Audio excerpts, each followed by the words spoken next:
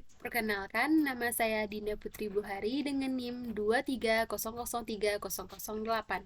Saya dari Departemen Pendidikan Luar Biasa, dan kali ini saya akan menjelaskan sebuah materi dari mata kuliah Administrasi Supervisi Pendidikan yang diampu oleh Bapak Hanif Al-Qadri, MPD. Nah, kali ini saya akan menjelaskan masih berkaitan dengan bidang garapan dari administrasi pendidikan. Nah, sekarang kita akan membahas tentang sarana dan juga prasarana dari administrasi pendidikan.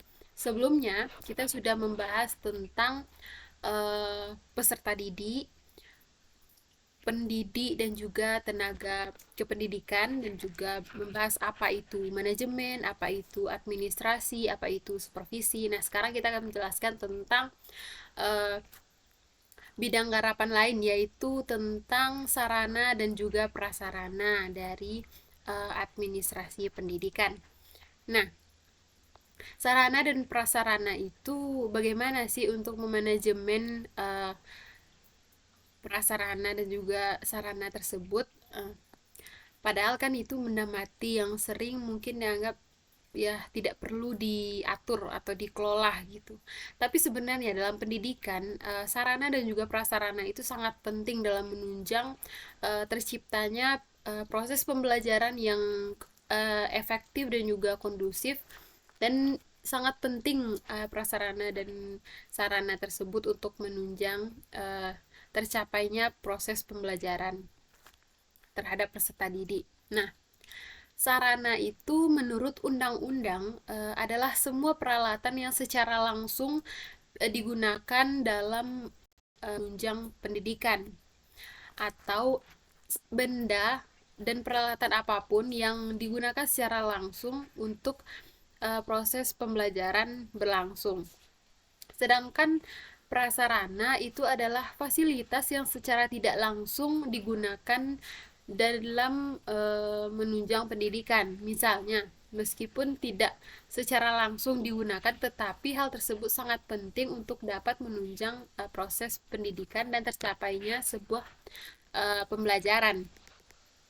Nah, administrasi prasarana dalam kegiatan perencanaan, penataan, kelengkapan berbagai perabot yang harus dikelola supaya dapat lebih efektif digunakan untuk proses pembelajaran, dan agar proses pembelajaran itu bisa mencapai sebuah tujuan yang sudah dirancang sebelumnya. Nah, saya akan membahas tentang 4 kelompok eh, sarana dan prasarana. Yang pertama itu ada site atau lahan, yaitu lokasi atau tanah yang digunakan untuk membuat sebuah gedung ataupun sekolah dan juga universitas. Nah, tentunya untuk membuat sebuah sekolah dan juga universitas itu membutuhkan lahan yang cukup luas untuk bisa menampung peserta didik. Nah, itu akan ada peralatan dan juga perlengkapan lain. Nah, yang kedua itu ada building. Yang ketiga ada equipment. Yang keempat ada furniture.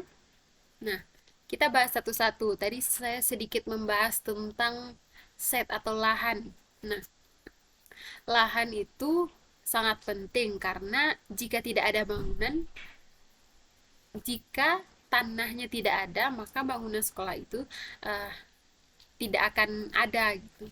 Jadi tanah itu atau lahan itu sangat penting untuk membuat sebuah sekolah atau gedung di atas tanah tersebut. Nah, yang kedua itu bangunan. Nah, setelah kita memiliki tanah atau lahan untuk membuat sekolah ataupun universitas dan perguruan tinggi, kita dapat membuat bangunannya.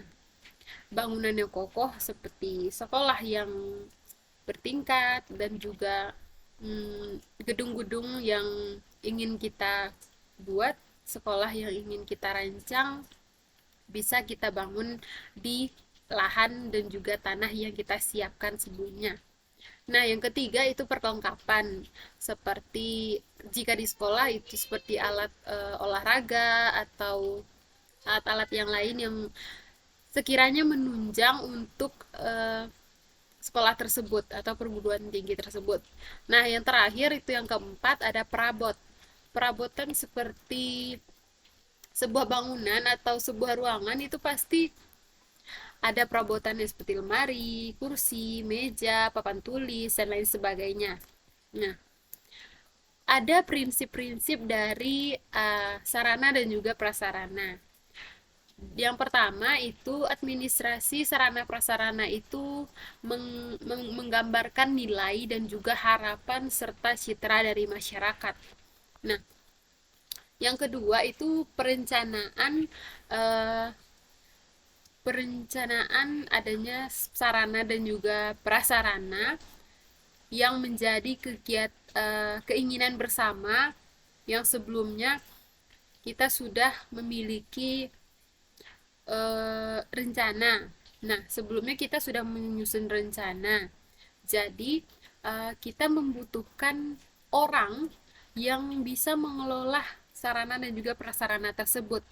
Yang ketiga, administrasi dari sarana dan prasarana itu harus disesuaikan dan juga memadai untuk kepentingan peserta didik. Nah, intinya sarana dan juga prasarana yang ada di sekolah, di perguruan tinggi maupun universitas itu harus sesuai dengan kebutuhan peserta didik dan juga memadai untuk digunakan oleh peserta didik dalam proses pembelajaran. Contohnya bangunan bangunan sekolah yang kokoh, ruangan misalnya di kampus ruangan yang nyaman, ber-AC dengan kursi yang bagus dan dilengkapi dengan lemari, papan tulis dan sebagainya, itu akan membuat peserta didik nyaman dan bisa melakukan proses pembelajaran dengan baik dan itu bisa menciptakan tercapainya tujuan yang ingin kita capai agar proses pembelajaran itu bisa terlaksana dengan baik dengan suasana yang nyaman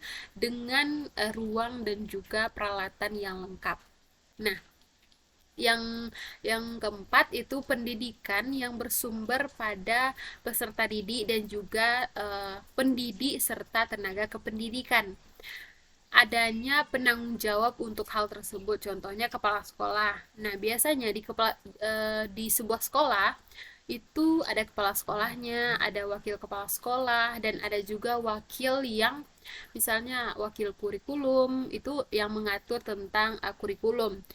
Jika wakil wakil untuk sarana dan prasarana itu juga ada karena mereka lah yang akan memimpin dan memanajemen semua sarana dan prasarana tersebut agar bisa ditata dengan baik penataannya, perencanaannya, bagaimana cara menggunakan dan cara menyimpan serta uh, memastikan bahwa sarana dan prasarana tersebut bisa digunakan dan juga dapat menunjang dengan baik proses pembelajaran di sebuah sekolah.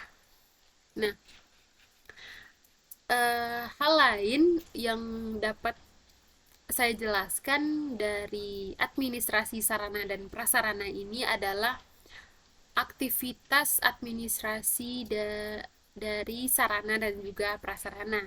Nah, itu ada tiga. Yang pertama, perencanaan. Nah, perencanaan itu ada 8. Yang pertama ada pengadaan, ada intervensi, maaf, ada inventarisasi dan juga penyimpanan, penataan, penggunaan, pemeliharaan, dan penghapusan. Nah, yang pertama itu perencanaan. Maksudnya, perencanaan apakah direncanakan secara konferensif, objektif, fleksibel, dan juga disiplin ilmu. Nah, apakah barang-barang atau fasilitas yang kita beli itu barangnya berkualitas atau tidak, itu kita rencanakan sebelumnya, sebelum kita membeli ataupun menyewa barang.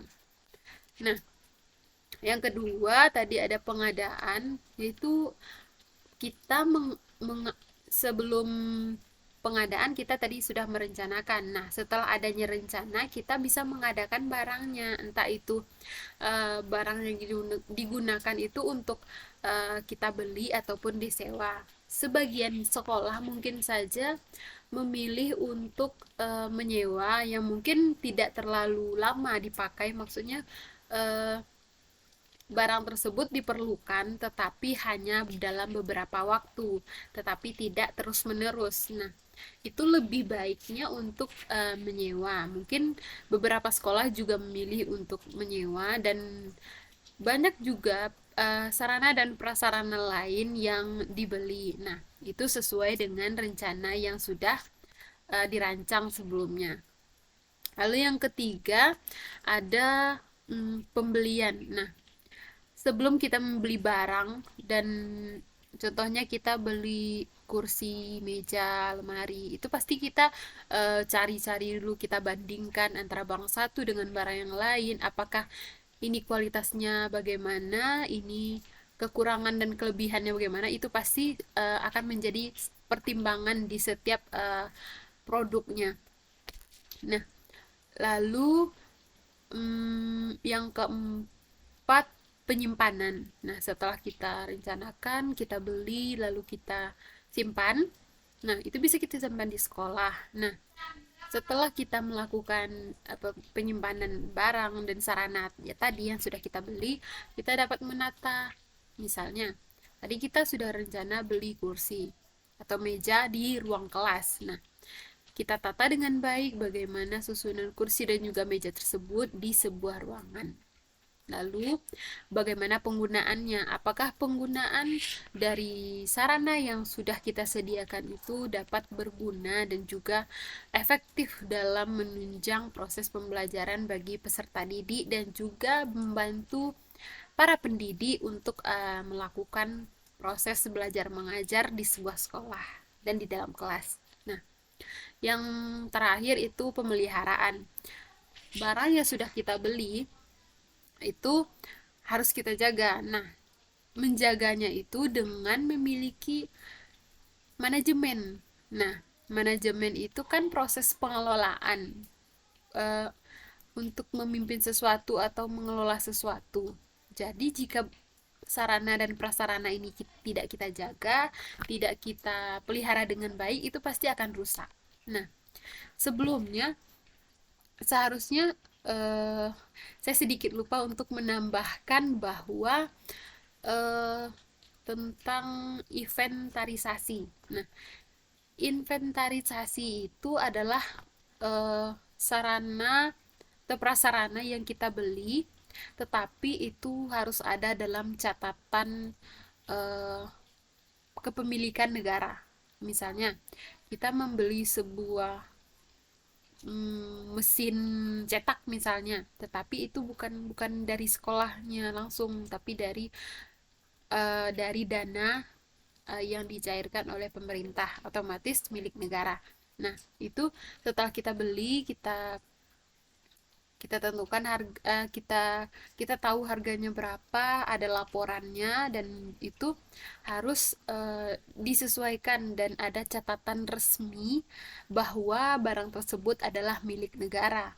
Dan jika barang tersebut rusak, itu tidak bisa langsung kita buang begitu saja. Barang tersebut karena dia milik negara, berarti harus ada catatan yang real, yang benar-benar menyatakan bahwa barang itu telah rusak, maka akan terjadi yang aktivitas yang ke-8, yaitu penghapusan. Nah, dari situlah catatan yang sebelumnya ada di catatan negara sebagai barang milik negara itu akan dihapus karena barangnya sudah rusak.